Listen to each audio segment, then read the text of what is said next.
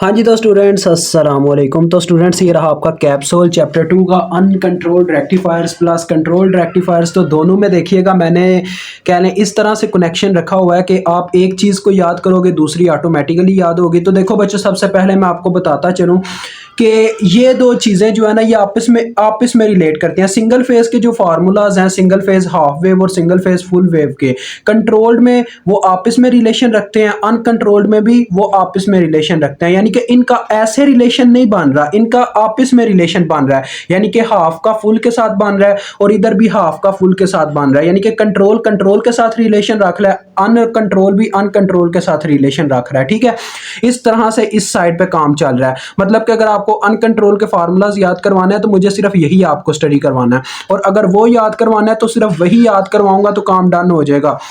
लेकिन three phase में थोड़ी सी कह लें कि आपस में मेल जोल आ जाता है, लेकिन यार मेरी कोशिश है कि हम इसको थोड़ा डिफरेंट करके ही रखें ताकि आपके लिए ना इतनी मुश्किल ना हो। तो चलो आओ यार, सबसे पहले ना आपको अनकंट्रोल्ड का कैप्सूल खिलाते हैं, थोड़ा हाजमा आपका तेज करवाते हैं। ज़रा देखिएगा, single phase half wave rectifier. Half wave rectifier याद है ना, जिसमें एक डायोड था, उसका मैंने आपको बताया था इतना मुश्किल फार्मूला वहां पे लिखा हुआ था, V not average is equal to, वो हमारे पास था गाइज, मुझे भी अभी भी याद है, under root 2 divided by pi. वो हल करते हैं तो वो 0.45 आता है। बस आप इतना याद रख लो, 0.45 time V S R M S करें तो हमारे पास वी नॉट एवरेज आ जाएंगे single phase half wave rectifier में। ठीक है जी, single phase half wave uncontrolled rectifier. या अभी आपको अनकंट्रोल्ड रेक्टिफायर के सिर्फ फार्मूलाज पर हार हूं, दूसरा कैप्सूल आपने खाना नेक्स्ट वीडियो में। ठीक है, तो देखो वी नॉट एवरेज, एवरेज का फार्मूला क्या है, 0.45 times of V S R M S, और इसकी V not R M S का क्या formula, 0.707 times of V S R M S. ठीक है जी, ये आपने ऐसे याद रख लेना है। इसका असल में बच्चों इसकी जो इक्वेशन होती है ना वो होती है 1/√2 times of V S R M S. तो वो मुश्किल हो जाता है बच्चों को याद रखना, इसीलिए मैंने इसका एक स्पेसिफिक नंबर ही रख लिया। इसको आप यार याद कर सकते हो, इतना मुश्किल नहीं है, क्योंकि 0.707 याद रखना इतना मुश्किल नहीं होता। तो आप ना इन दोनों इक्वेशंस को याद करोगे, और वी आर एल की यार ये रिपल वोल्टेज की इक्वेशन है जो मैंने आपको बोला था, हर एक के लिए कॉमन रहेगी, यानी एक दफ़ा बस याद कर लो, बाकी सब के लिए यही फार्मूला अप्लाई होगा। वी आर एल का बस उनमें V not R M S और वी नॉट एवरेज डिफरेंट होंगे। तो क्या है जी, वी रिपल का फार्मूला, V ripple is equal to under root of V not R M S का square minus V not average का स्केयर और ऊपर स्केयर रूट। ठीक है जी, तो ये आपको इतना समझ आ गया हाफ वेव। अब बच्चों जब हम नेक्स्ट वेव पे मूव करते हैं, यानी कि next single phase full wave rectifier पे, तो इसमें इंडक्टिव लोड लगा होगा। ये मैंने साथ में इसलिए मेंशन किया क्योंकि इसमें लोड जो है वो इंडक्टिव लोड होता है, वो प्योर रेजिस्टिव होता है। यानी कि उसका मतलब क्या होता है कि उसमें इंडक्टेंस जीरो होती है। ठीक है बच्चों, तो देखो इसका क्या होगा, ये फुल वेव हो गया। फुल वेव देखो, हाफ वेव में अगर इतना मिल रहा है, अगर उसका मैं फुल वेव करता हूं, आपको याद हो हाफ वेव का मतलब होता है कि आउटपुट में हमें सिर्फ पूरी वेव का एक पूरे साइकिल का हाफ हाफ मिल रहा होता है। तो हाफ पे अगर ये मिल रहा है, तो अगर मैं फुल वेव करता हूं, यानी कि पूरा साइकिल जब मुझे डीसी की फॉर्म में आउटपुट में मिलेगा, तो इसका मतलब अगर हाफ ये है तो उसका 2 टाइम्स जो होगा वो बच्चों मेरे पास फुल वेव होगा। तो देखो फार्मूला वैसे ही बन गया। इसमें वी नॉट एवरेज है 0.9 V S R M S है। आप इसको 2 से जरब दे के देख लो, 45 बच्चों 90 होता है। अगर पॉइंट्स में देखा जाए तो 0.45 प्लस 0.45 0.9 होता है, यानी कि ये 2 टाइम्स हो गए यहाँ पे फुल वेव। यानी कि हाफ जो डीसी का साइकिल आता है ना, उसमें रिपल अगर निकाल ली जाए तो 0.45 times of V S R M S होता है। तो अगर हम फुल वेव में देखें तो वो 0.9 टाइम्स हो जाता है। और इसमें बच्चों V not R M S exact V S R M S के इक्वल आ जाते हैं। वहां पे तो 0.707 थे ना, तो फुल वेव में क्या होता है, ये एग्जैक्ट इसी के इक्वल आ जाते हैं। ठीक हो गया, इतना समझ आ गया। तो ये आप इजीली याद कर सकते हैं, मैंने ट्रिक भी बता दी है, यानी कि इसको इसके साथ लिंक करके आपने याद करना है। यानी कि पहला याद किया 0.45 तो दूसरा ऑटोमेटिकली याद, क्योंकि फुल वेव में डबल हो जाते हैं। ठीक है जी, अब आ जाए थ्री फेज में। Three phase half wave rectifier की जहां तक बात है बच्चों, इसका फार्मूला होता है V not average is equal to 3/√3। अब आप इसको इस तरह से याद रख सकते हो, थ्री फेज हाफ वेव, यानी कि थ्री फेज हाफ वेव इसके नाम से जाहिर होता है। यार इसमें ना असल में आपको याद हो कि 3 हमारे पास डायोड होते हैं हाफ वेव अनकंट्रोल्ड रेक्टिफायर में, 3 डायोड होते हैं। तो आप इस तरह से याद रख सकते हो, 3 सप्लाईज लगी हुई हैं, तो under root 3 times of over 2 pi V M करेंगे तो ये हमें मिल जाएगा क्या जी, three phase half wave controlled rectifier. और वीएम की आपको इक्वेशन भी याद रहनी चाहिए बच्चों। वीएम की हमारे पास इक्वेशन थी under root 2 times of V S R M S. आप इस तरह से इसको कैलकुलेट कर सकते हो। ठीक है जी, वीएम को। तो बच्चों मैं चाहता तो यहाँ पे √2 इंक्लूड कर सकता था, लेकिन वो आपका फार्मूला थोड़ा ना मुश्किल हो जाता है, इसीलिए आपने याद रखना है कि 3 फेज हाफ वेव अनकंट्रोल्ड वाले में ना हमने वीएम का इस्तेमाल किया हुआ फार्मूलाज में, ठीक है। ये चीज़ आपने याद रखनी है, 3 डिवाइडेड बाई 2 पाई और साथ में वीएम।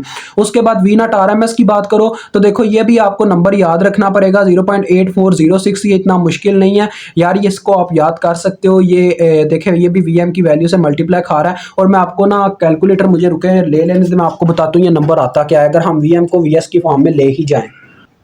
तो बच्चों अगर मैं इसको वीएस की फॉर्म में ले जाऊँ ना तो ये मेरे पास आता है 1.19 टाइम्स ऑफ वीएस, ठीक है। तो उससे बेटर यही आप इसको यार याद रख लो, ये इतना मुश्किल नंबर नहीं है। आपको three phase half wave rectifier में ये इक्वेशन याद रखनी होगी, उससे याद रख सकते हो, यानी कि वीना आप यार वैसे ये नंबर आप याद कर सकते हो, इतना मुश्किल नहीं है। जहाँ पे आप इतने इतने लंबे पैराग्राफ कर सकते हो वहाँ पे ये फार्मूलाज को याद रखना इतना मुश्किल नहीं है। और आगे बात आ जाती है, देखो मैंने बोला ये वीएम आपने बस अब याद रखना है कि 3 phase half wave uncontrolled rectifier में हमने वीएम के फार्मूलाज पढ़े हुए हैं, ठीक है, ताकि आपको वहाँ पे मिस्टेक ना हो, क्योंकि हम जब ये इस तरह से याद करते हैं ना तो पेपर में गलती कर जाते हैं, हम यहाँ पे वीएस आरएमएस पुट कर देते होते हैं, ठीक है। ये गलती आपने नहीं करनी। वो दोनों तो इजीली लिंक करते हैं, उनका मैंने आपको बता दिया कि उसमें वी नॉट एवरेज हाफ था, हाफ डीसी आ रही होती है हाफ साइकिल की, तो वो 0.45 है, तो इसका मतलब फुल वेव में जब डबल डीसी हो गया इसका 2 टाइम्स हो जाएगा। तो इसकी बात करूँ तो ये मैंने बता दिया ये पूरा हो जाएगा, और इसका फार्मूला मैंने बता दिया 3 डिवाइडेड बाई 2 पाई वीएम। अब बच्चों मैं आपको बताता हूँ एक और चीज़, अभी मैंने वो पढ़ाया तो नहीं है, कंट्रोल्ड रेक्टिफायर का जो कैप्सूल है वो नेक्स्ट वीडियो में मिलने वाला है, तो बात सुने। मैं आपको एक चीज बताता हूँ, कंट्रोल्ड और अनकंट्रोल्ड में बच्चों बस एक चीज का ही फर्क होता है, वो होता है एंगल का फर्क, कॉज अल्फा। अल्फा की मदद से हम कंट्रोल कर पाते हैं सिस्टम को, डेट्स वाई वो कंट्रोल्ड रेक्टिफायर कहलाता है, और जो कि थायरिस्टर का एक फंक्शन है, ठीक है जी। तो इस फार्मूले में ना यानी कि अगर आप 3 phase half wave controlled rectifier पढ़ोगे ना तो आपको वहां पे पता चलेगा वी नॉट एवरेज उसका यही फार्मूला होगा, बस वीएम के साथ कॉज अल्फा आ जाएगा, ठीक है, बस इतना फर्क होगा वहां पे।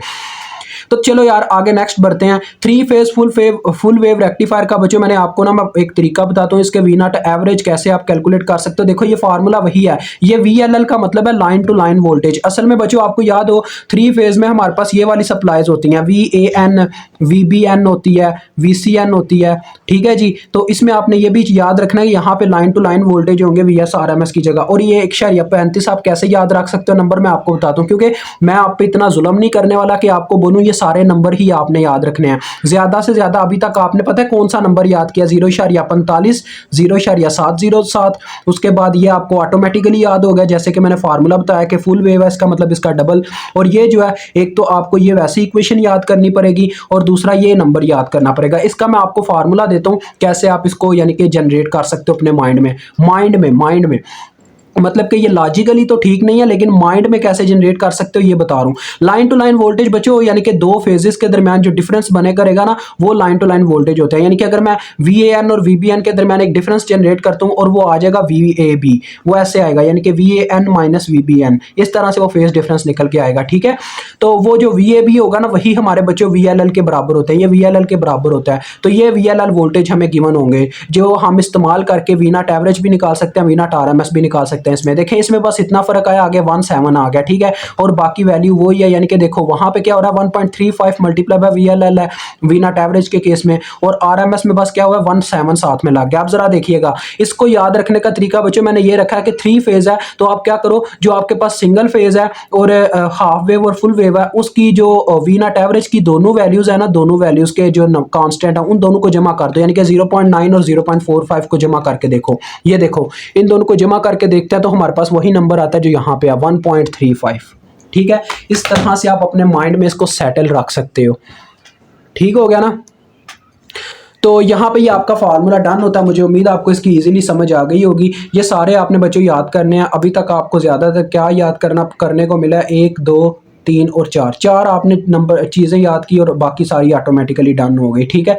ये मैंने आपको समझाना था। तो मुझे उम्मीद है आपको समझ आ गई होगी। अभी मुझे इजाज़त दें, इंशाल्लाह नेक्स्ट वीडियो में आपको दूसरा कैप्सूल खिलाएंगे कंट्रोल डिवाइसेस का। ये सिर्फ अनकंट्रोल डिवाइसेस के लिए था।